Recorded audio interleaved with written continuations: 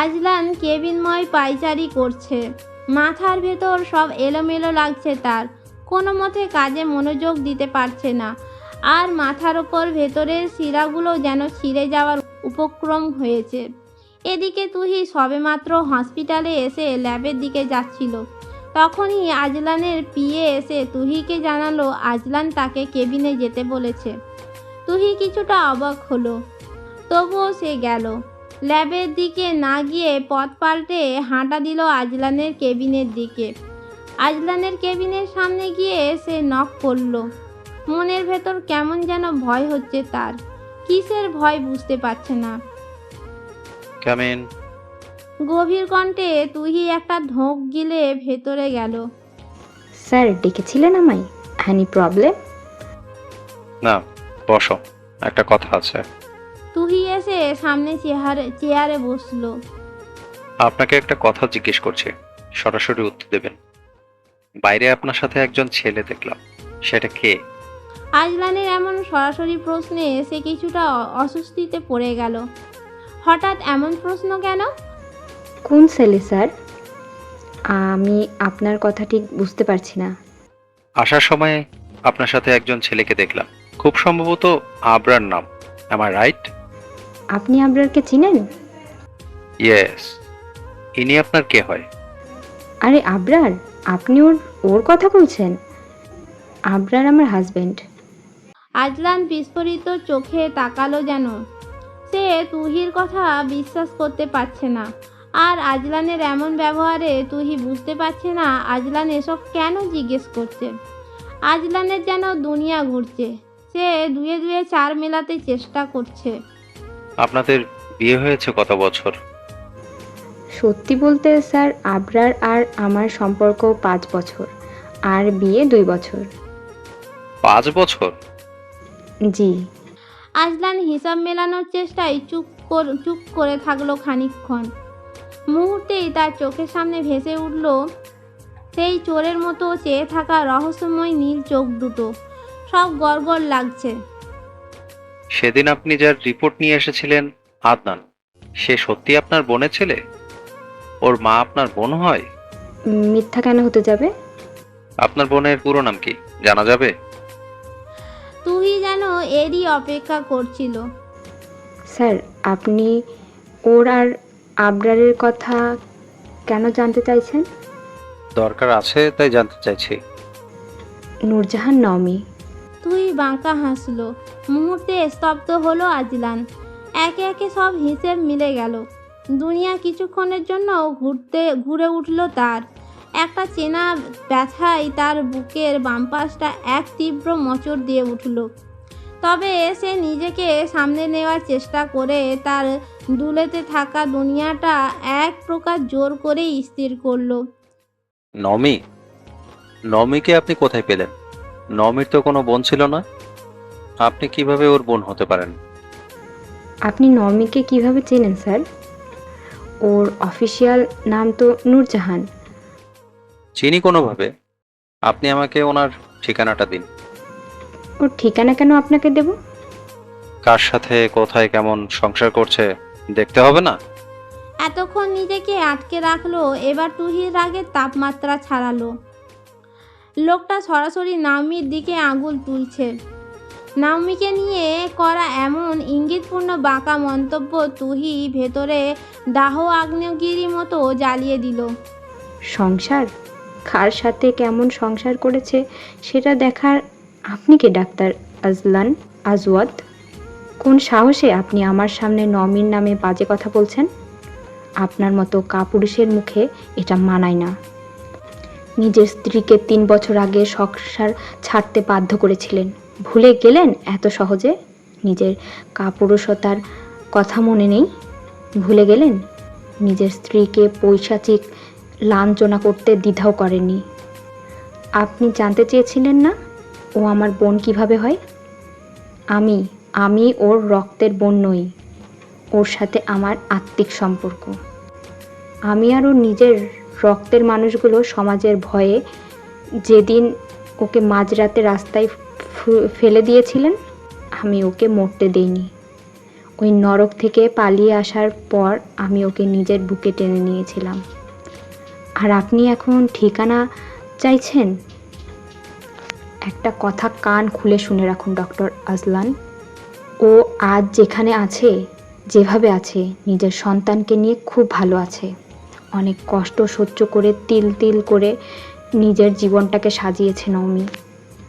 ওর এই শান্ত জীবনকে আপনার মতন একটা বিষাক্ত মানুষের ছায়াও আমি পড়তে দেব না। ঠিকানা তো দূর, ওর ত্রিসীমানায় যাওয়ার অধিকারও আপনার নেই। আপনি যদি কোনো দিন ওনার সামনে যাওয়ার চেষ্টা করেন, তবে আমার চেয়ে খারাপ আর কেউ হবে না। আজলান আর কিছু বলার সুযোগই দিল না তুহি। হনহনিয়ে কেবিনের বাইরে চলে গেল।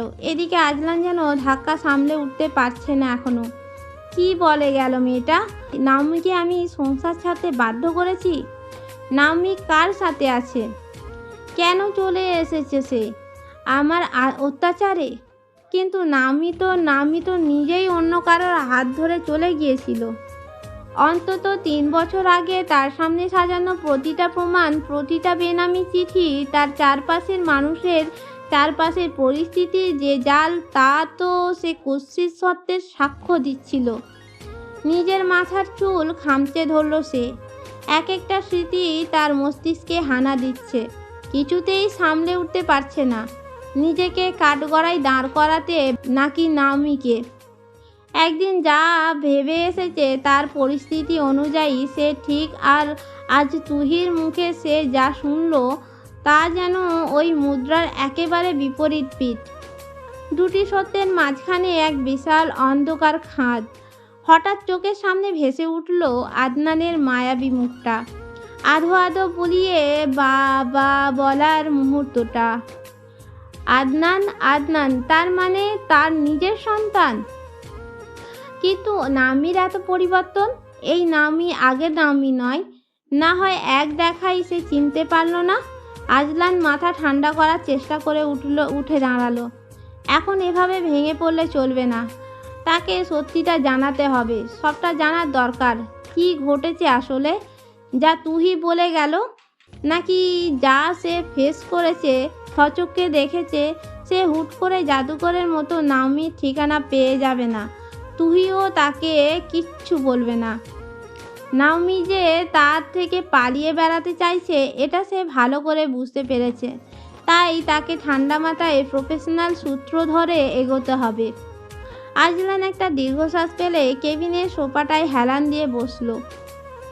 মাঝের সত্যটা আসলে কি? নাওমি বিছানার একপাশে বসে নাক টানছে। সামনে নির্বিকারভাবে ঝালমুড়ি খাচ্ছে তুহি।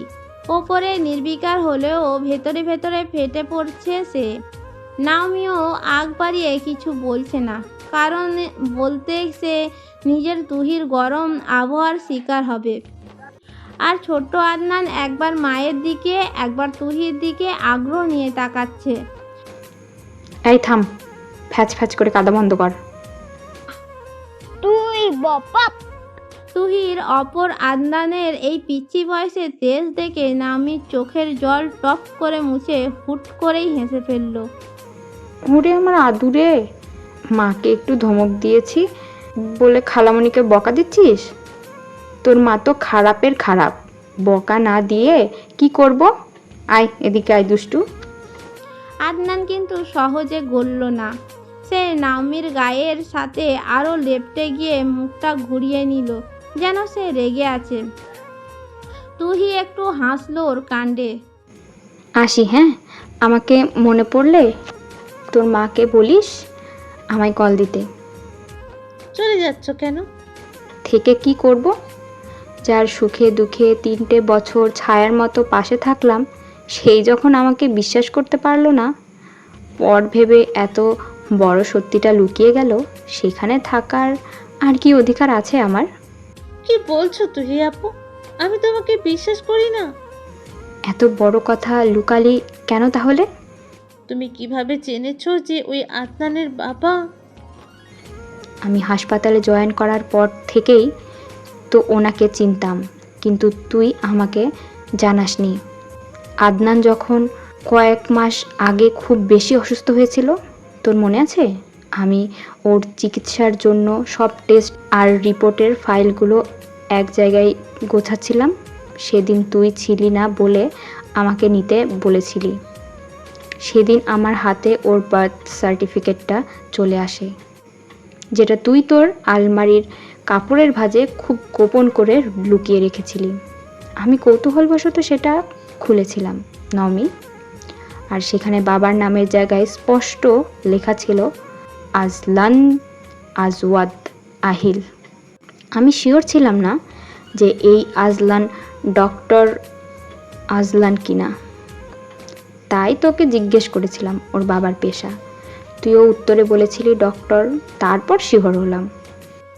নাওমি অবাক হলো, এতগুলো দিন ধরে তুহি সবটা জেনেও চুপচাপ ওকে বুঝতে দেয়নি কিছুই। তোর মনে আছে নমি, আমি কতবার এসে তোকে ডক্টর আজলানের প্রশংসা করেছি, বলেছি আমাদের হসপিটালের চাইল্ড স্পেশালিস্ট ডক্টরটা কত ভালো, কত রাশভারী, কত ট্যালেন্টেড। তুই দিনের পর দিন আমার মুখে ওনার ইচ্ছে মতো প্রশংসা শুনলি আর গুণগান শুনলি, অথচ একটা বারও তোর মুখটা খুলল না, একটা বারও বললি না তুহি আপু, তুমি যার প্রশংসা করছো সেই আমার জীবনটা ছাড়খাড় করে দিয়েছে। কেন বলিসনি নমি? আমি কি তোর এতটাই পর ছিলাম? তুহির এই তীব্র আক্ষেপ আর অভিমানী কথাগুলো ভিতরে তীরের মতো নাওমির বুকে গিয়ে বিঁধল। আমি তোমাকে পর ভাবি না আপু। তুমি আমার জন্য যা করেছো অন্য কোনো মানুষ করেনি এমন, কিন্তু ওই নামটা আমার জীবনের একটা অভিশাপ। আমি প্রথমে ভাবতে পারিনি আহিল আর তোর হসপিটালের ডক্টর আজলান একই মানুষ হবে। আমি যখন কদিন আগে আদনানকে নিয়ে গিয়ে প্রথম জানতে পারলাম ও এই হসপিটালের ডাক্তার, আমি তখন খুব চিন্তায় পড়ে গিয়েছিলাম। ভেবেছিলাম বলবো, কিন্তু পারিনি। তুহির রাগ গলে গেল অনেক আগেই। সে ওকে সান্ত্বনা দিয়ে বলল, হয়েছে, আর কাঁদতে হবে না। বুঝেছি আমি, আজ ইচ্ছে মতো রাগ দেখিয়ে এসেছি। আমার কাছে তোর ঠিকানা চেয়েছে আর আবরারকে নিয়ে জেরা করেছে। তোর সম্পর্কে এসব শুনে মাথা ঠিক ছিল না আমার। চিন্তিত মুখে তাকিয়ে আছে নাওমি। তুহি বিরক্ত হয়ে যাচ্ছে। এই মেয়ে এমন করছে কেন? সমস্যা কি তোর? এমন করছিস কেন? আপু, তুমি কি করে এসেছো? ওনাকে সব জানিয়ে দিয়েছো? তো কি হয়েছে? কিন্তু আপু, এখন কি হবে? উনি যদি আমাদের খোঁজ করেন? দেখি কি করতে পারে। আজ যা বলে এসেছি, এসবের কি ফল হবে আমি জানি না। আমার না খুব ভয় করছে। তুই কেন ভয় পাবি? যা হবে সরাসরি হবে। আর কত লুকিয়ে পালিয়ে বেড়াবি? তোর পালিয়ে বেড়ানো দেখে হুনি ধরে বসে আছে তুই অন্য কারোর সাথে সংসার গড়েছিস। নাওমি অবাক হলো না। সে জানে আজলান এমন কিছুই ভাববে, ওর সন্দেহ কথা আর নাই বা বলল। কিন্তু আপু, এখন কি হবে? কিছু হবে না। তুই এত ভয় পাস দেখে তোকে সবাই দুর্বল ভাবে। একটু শক্ত হ নমি। আমার নিজের কিছু নিয়ে চিন্তা নেই আপু, কিন্তু আদনানের কথা যদি জানতে পারি, ওকে নিয়ে যেতে চাই, আমি কিভাবে থাকবো? আদনান ছাড়া আমার কেউ নেই। মগের মুল্লুক নাকি? চাইবে আর দিয়ে দেবো আমরা? কিসের অধিকার ওর আদনানের ওপর? আদনান যে ওর ছেলে এটা ও জানে? জানে না। ও বেটার জানার দরকারও নেই, যেখানে ইচ্ছে মরুক। তুমি বুঝতে পারছো না আপু, উনি কতটা প্রভাবশালী। আজলান যদি কোনোভাবে জানতে পারে আদনান ওনারই সন্তান, তবে উনি আইনিভাবে হোক কিংবা নিজের ক্ষমতার জোরে আদনানকে আমার বুক থেকে কেড়ে নিতে এক সেকেন্ডও ভাববে না। তবে তবে তবে এখানে একটা গোলমাল আছে। যদি উনি এই 3 বছরে বিয়ে করে থাকেন তাহলেই আমার কোনো ভয় নেই আদনানকে হারানোর। উনি বিয়ে করেছে কিনা এই খবর তো কারোর কাছে পাইনি। বিয়ে করবে না আবার? আমি তো বাধা হয়ে দাঁড়িয়েছিলাম, তাই তো আমাকে না পারছিল ফেলে দিতে, না পারছিল রেখে দিতে, গলার কাঁটা হয়ে বিঁধেছিলাম। আমি বেরিয়ে আসার পরই বিয়ে করার কথা। কি বলছিস এসব? তোকে তো আজলান সন্দেহের বশে কথা শোনাতো বলতি। কথা শোনানোর অজুহাত যে সেটা নয় তা কি করে বলবো তুহি আপু? মানে? মানে পুরনো জিনিস ওনাদের ভালো লাগে না, তাই আমাকে ভালো লাগেনি। ওনাদের ভালো লাগে উচ্চশিক্ষিতা বড়লোক মেয়ে, আমি তো তেমন নই। তাই আমাকে রাস্তা থেকে সরানোর উদ্দেশ্যে হয়তো সন্দেহকে অজুহাত হিসেবে ব্যবহার করেছে। তুই হতভম্ব। এখন ঘটনা তো পুরো এলোমেলো হয়ে যাচ্ছে। যদি সত্যিই তাই হয় তাহলে আজলান কেন এত বছর পর নাওমির কথা জানার পর খোঁজ করবে? সত্যি অপমান করার জন্য, নাকি আদনানের জন্য, নাকি অন্য কোনো কারণে? কি ভাবছো? কিছু না, শোন, সাবধানে থাকিস। আমি আজ আসছি। আবরার তাড়াতাড়ি ফিরবে আজ, কালকে আমি আসবো আবার। কিন্তু আপু, উনি যদি সত্যি খুঁজে নিয়ে চলে আসে? নমি, তুই এখনো সেই আগের ভীতু মেয়েটাই রয়ে গেলি? তুই যে বলছিস ও আদনানকে কেড়ে নেবে, কিভাবে নেবে? আজলান জাওয়াদ একজন ডাক্তার হতে পারে, কিন্তু আইনের ঊর্ধ্বে তো নয়। আর তুই একা নোস নমি, আবরার আর আমি তোর পাশে ঢাল হয়ে দাঁড়িয়ে আছি। আমি আর পালাতে চাই না আপু, কিন্তু আমি ওনার মুখোমুখি হওয়ার শক্তিও এখনো নিজের ভেতর খুঁজে পাচ্ছি না। তোকে ওনার মুখোমুখি হতে কে বলেছে? ও তোকে খুঁজে পাক, তারপর দেখা যাবে। এত চিন্তা করিস না। তুহি বেরিয়ে গেল, রেখে গেল চিন্তিত নাওমিকে। প্রতি মুহূর্তে মনে হচ্ছে আদনানকে বোধহয় হারাতে বসেছে সে। প্রতিবার নিজেকে দোষী মনে হচ্ছে। তুহিকে আগে বলে দিলে তাকে সাবধান করে দেওয়া যেত যেন তাদের কথা না বলে, তাহলে নিশ্চয়ই এত কিছু হতো না। মা, এই আদুরের ডাকে যেন নাওমির সব চিন্তা দূর হয়ে গেল। বলেন আব্বু। বাবা। নাওমির বুক ধক করে উঠল। ছেলের মুখ থেকে এই একটা শব্দ শোনার জন্য পৃথিবীর প্রতিটা মা চাতক পাখির মতো চেয়ে থাকে। কিন্তু নাওমির বুকে এই শব্দটা শোনা মাত্র যেন হাজারটা তপ্ত তীর এসে বিঁধল। সে আদনানকে প্রায় সময় ছবি দেখিয়ে চিনিয়েছে ঠিকই, কিন্তু এখন ভাবলে ভয় হয়। যদি আজলান ওকে নিয়ে যেতে চায়, যদি আদনান বাবার কাছে ফিরে যেতে চায়, তার কি হবে? ওর পুরো দুনিয়াই তো আদনানকে ঘিরেই। সে আদনানকে আরো শক্ত করে নিজের বুকের সাথে চেপে ধরল। চোখের কোণে বেয়ে এক ফোঁটা জল গড়িয়ে পড়ল তার। এই 3 বছরে কত রাত যে সে এই একই আশঙ্কায় বালিশ ভিজিয়েছে তার কোনো ইয়াত্তা নেই। আজলান জাওয়াদ আহিল নামটা মনে পড়তেই নাওমি চোখের সামনে ভেসে উঠল সেই অভিজাত গম্ভীর চেহারার পুরুষটাকে, যাকে সে নিজের সবটুকু দিয়ে ভালোবেসেছিল। কিন্তু বিনিময়ে কি পেয়েছিল? শুধু অবহেলা, কুৎসিত অপবাদ আর এক বুক শূন্যতা। 2 দিন ধরে আজলান পাগলের মতো চিন্তা করছে। ঘুরে ফিরে সে আটকে যাচ্ছে। তার চোখের সামনে যেন একটা বিশাল ধাঁধা এসে দাঁড়ালো, যার এক পিঠে তুহির দেহা পৈশাচিক লাঞ্ছনা অপবাদ, আর অন্য পিঠে তার নিজের চোখে দেখা কিছু ঘটনা আর ফোন কল ইত্যাদি। এই 2 বিপরীত সত্যের মাঝে আসল সত্যটা কি তা তাকে জানতেই হবে, আর তার জন্য নাওমির মুখোমুখি হওয়া ছাড়া আর কোনো উপায় নেই। কিন্তু নাওমি ওর থেকে পালিয়ে বেড়াচ্ছে এটাও সে ভালো করে বুঝতে পারছে। কিন্তু সে যদি নির্দোষ হয় তবে পালিয়ে বেড়াচ্ছে কেন? সে কি কোনোভাবে আজলানকে ভয় পাচ্ছে? তার মনে প্রথম আসছে এই নাওমি কি সেই নাওমি? আমার দেখা নমি ছিল পুরো ভিন্ন। সেদিন নিকাব পরা মেয়েটা যদি নমি হয়, তাহলে ওর মধ্যে এত পরিবর্তন কিভাবে? যে মেয়ে কখনো হিজাব পরেনি, সে সম্পূর্ণ নিজেকে আড়াল করে নিল। আজলান তার ভাই সমতুল্য বন্ধুর সাথে বসে নিজের জীবনের কথা বলছিল। এই বন্ধু সবটাই জানে তার ব্যাপারে। দেখ, 3 বছর কিন্তু কম সময় নয়। ইভেন একজন মানুষের পরিবর্তন হওয়ার জন্য এনাফ টাইম। সেটা তুইও জানিস। তোর মধ্যে কত পরিবর্তন এসেছে।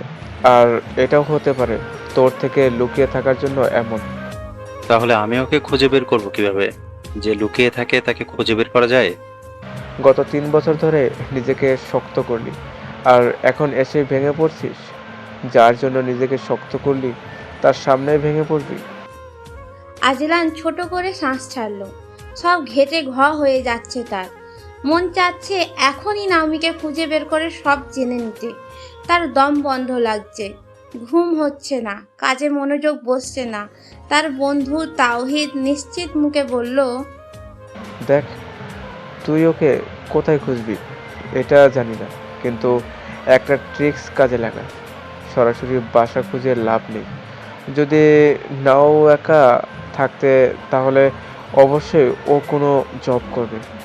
একা নিশ্চয় চলতে পারবে না। তার উপর তুই বলছিস একটা ছেলে আছে। আজলান ভেবে দেখলো কথাটা ভুল নয়, কিন্তু এত বড় শহরে কোথায় কাজ করে সে? এটা কিভাবে খুঁজবে সে? কিন্তু এটা কিভাবে খুঁজবো? এত এত কর্মস্থল। বেটা, তুই মাথায় বুদ্ধি শুদ্ধি সব খেয়েছিস নাকি? তুহিকে ফলো করলেই তোর অর্ধেক সমস্যার সমাধান। তুহি খুব সাবধান হয়ে গেলে ওর বাসায় কখনোই যাবে না। কিন্তু তুহি যেহেতু ওকে সাহায্য করেছে, সে তো দেখা না করেই থাকবে না। শেষমেশ ফলো করা শুরু করবো একটা মেয়েকে? তাহলে তুই থাক, তোর মতো লোকের এটাই প্রাপ্য। শালা খারাপের খারাপ। আরে আরে, রেগে যাচ্ছিস কেন দোস্ত? তো কি, তোকে মাথা নিয়ে নাচবো? মেয়েটার সাথে বিষয়গুলো ডিসকাস করা যেত না?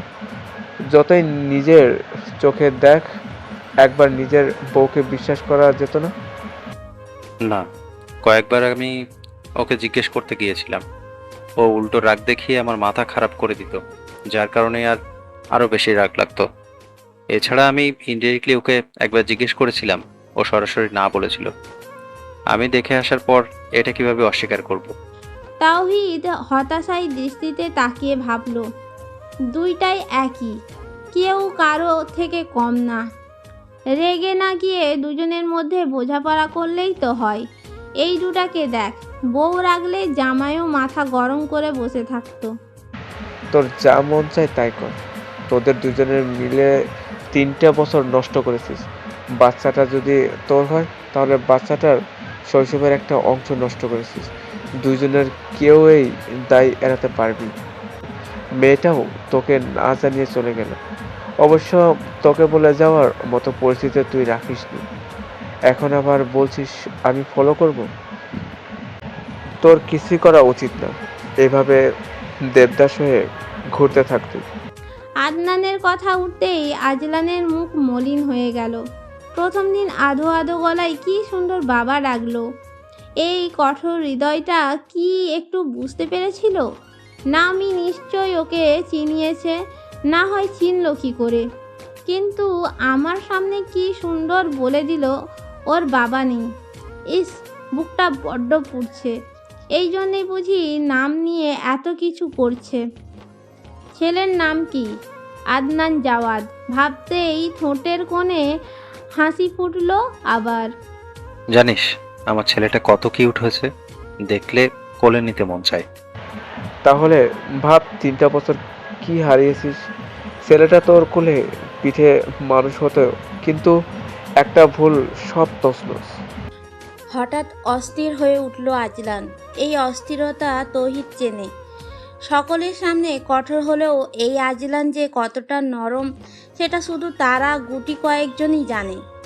আজলান অস্থির কণ্ঠে বলল, আচ্ছা তৌহিদ, আদনান কোনোদিন আমায় বাবা ডাকবে?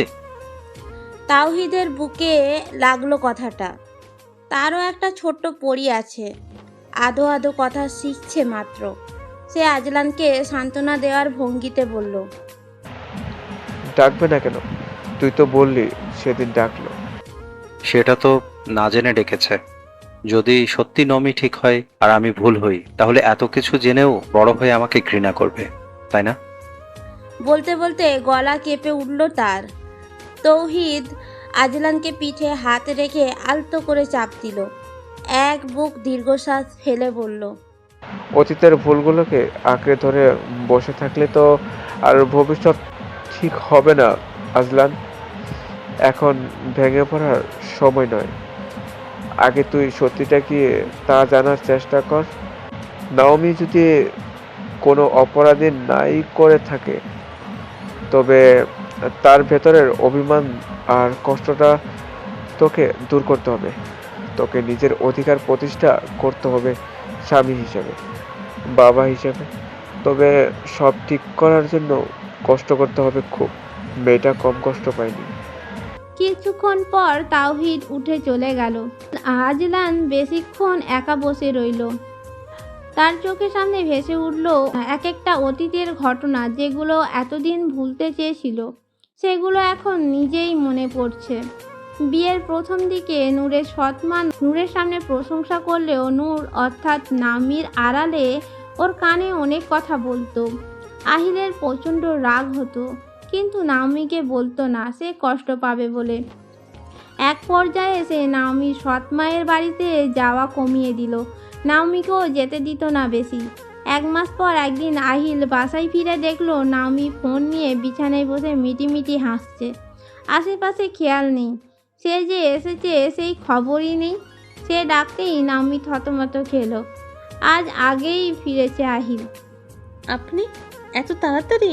তো কিছু না, বসুন, আমি শরবত নিয়ে আসছি। নাওমি চলে গেল।